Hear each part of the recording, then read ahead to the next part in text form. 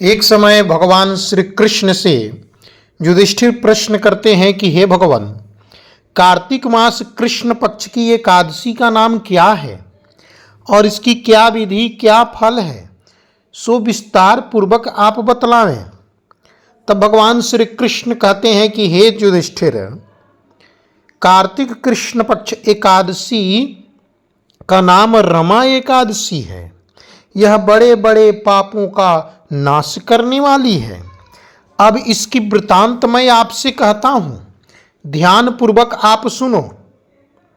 भगवान श्री कृष्ण कहते हैं कि हे राजन, प्राचीन काल में मुचुकुंद नामक एक राजा रहते थे। उस मुचुकुंद नामक राजा की मित्रता इंद्र के साथ थी और साथ ही साथ यम, कुबेर, वरुण तथा विभीषण के साथ भी मित्रता थी। वह राजा बड़ा धर्मात्मा, विष्णु भक्त और न्याय के साथ राज्य करता था। उस राजा की एक कन्या थी जिसका नाम था चंद्रभागा। उस कन्या की विवाह राजा मुचुकुंद ने चंद्रसेन नामक राजा के पुत्र शोभन से किया। हे राजन, एक समय वह शोभन अपने ससुर के घर आया। उन्हीं दिनों जल्दी ही कुछ ही दिनों के पश्चात पुण्यदायिनी रमा एकादशी आने वाली थी। हे राजन, उस राज्य में एकादशी के दिन प्रत्येक प्राणी व्रत करते थे। हाथी, घोड़ा, ऊंट, बिल्ली, गौ आदि भी तृण, अन्न, जल आदि ग्रहण नहीं करते थे। उस राज्य में राजा एक दिन पहले ढोल बजवा करके घोषणा करवा देता था कि कल एकादशी है और किसी को भोजन नहीं करना है। परंतु हे राजन, भगवान कृष्ण कहते हैं कि हे युधिष्ठिर, पुण्यदायिनी रमा एकादशी आने के पहले ही वह शोभन घबरा गया और अपनी पत्नी से कहा कि मैं व्रत कैसे करूंगा, मेरा शरीर अति दुर्बल है, मेरे तो प्राण ही निकल जाएगी। एकादशी को भोजन किए बिना मैं रह नहीं पाऊंगा। परंतु हे प्रिय, अब आप कोई उपाय करो। किस प्रकार भी भूख सहन नहीं कर सकूंगा। ऐसा उपाय बतलाओ कि जिससे मेरे प्राण बच सके, अन्यथा हे प्रिय, मेरे प्राण अवश्य चले जाएंगे। भगवान कृष्ण कहते हैं कि शोभन की बात सुनकर उनकी पत्नी चंद्रभागा कहने लगी कि हे स्वामी, मेरे पिता के राज्य में एकादशी के दिन कोई अन्न ग्रहण नहीं करता है, इसलिए आप ऐसा करें कि किसी दूसरे स्थान पर चले जाएं।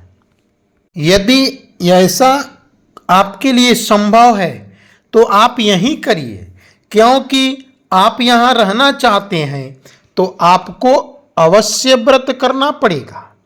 ऐसा सुनकर के शोभन मन में विचार करके कहने लगा कि हे प्रिय, मैं अवश्य एकादशी व्रत करूंगा, जो भाग्य में होगा वह देखा जाएगा।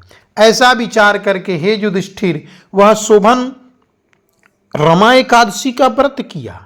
दिन भर तो निकल गया, परंतु ज्यों ही रात्रि में जागरण के समय हुई, उसके शरीर अत्यंत दुर्बल होने लगे और प्रातः काल में उसके लिए अत्यंत दुखदायी समय हुआ, क्योंकि उसका प्राण निकल गए।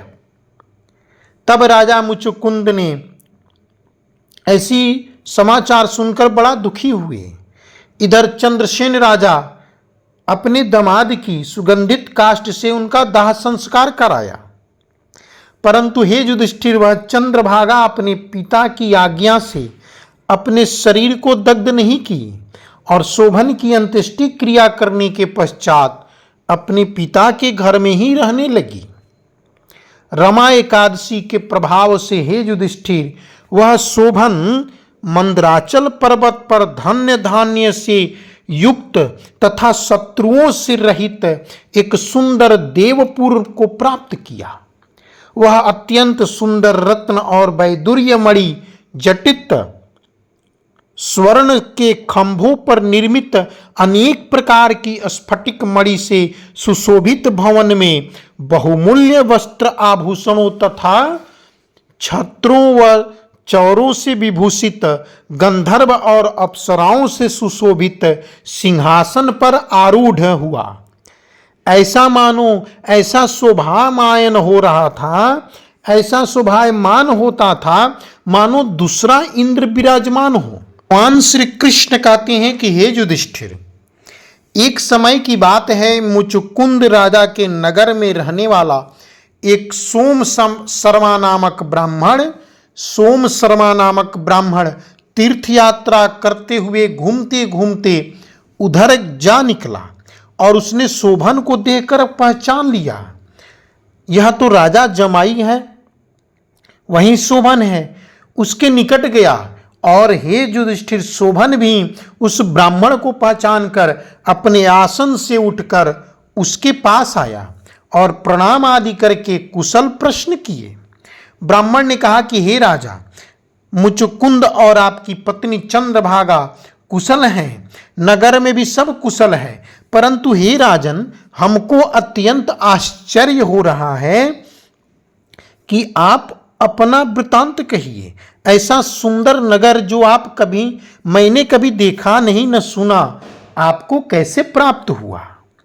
तब शोभन बोला कि कार्तिक कृष्ण पक्ष की रमा एकादशी का व्रत करने से मुझे यह नगर प्राप्त हुआ, परंतु हे ब्राह्मण देवता, यह स्थिर नहीं है। यह स्थिर हो जाए ऐसा उपाय कीजिए। ब्राह्मण कहने लगा कि हे राजन, आपका राज्य स्थिर क्यों नहीं है और कौन से उपाय करें जिससे आपका राज्य स्थिर हो जाए, सो विस्तार कहिए, मैं अवश्य ही उपाय करूंगा। तब शोभन कहने लगे कि मैंने इस व्रत को अर्थात रमा एकादशी का व्रत किया, परंतु श्रद्धा से नहीं किया, श्रद्धा से रहित होकर किया, अतः यह सब कुछ अस्थिर है। यदि आप मुचुकुंद की कन्या चंद्रभागा को यह सब वृतांत कहें तो यह स्थिर हो सकता है। ऐसा सुनकर के हे युधिष्ठिर, वह श्रेष्ठ सोम शर्मा नामक ब्राह्मण अपने नगर में लौट करके चंद्रभागा से सारी वृतांत कही। ब्राह्मण के वचन सुनकर चंद्रभागा बड़ी प्रसन्न हुई, परंतु कहने लगी कि हे ब्राह्मण, यह आप सब कुछ प्रत्यक्ष देखे हैं या स्वप्न की बात कह रहे हैं?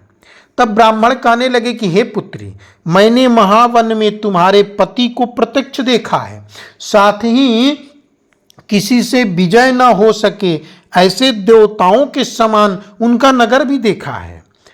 यह स्थिर नहीं है, जिस प्रकार वह स्थिर रह सके सो उपाय करना चाहिए। चंद्रभागा कहने लगी कि हे ब्राह्मण देवता, आप मुझ पर कृपा करके वहां ले चलिए, मुझे पति देव के दर्शन की तीव्र लालसा है। मैं अपने किए हुए पुण्य से उस नगर को स्थिर बना दूंगी।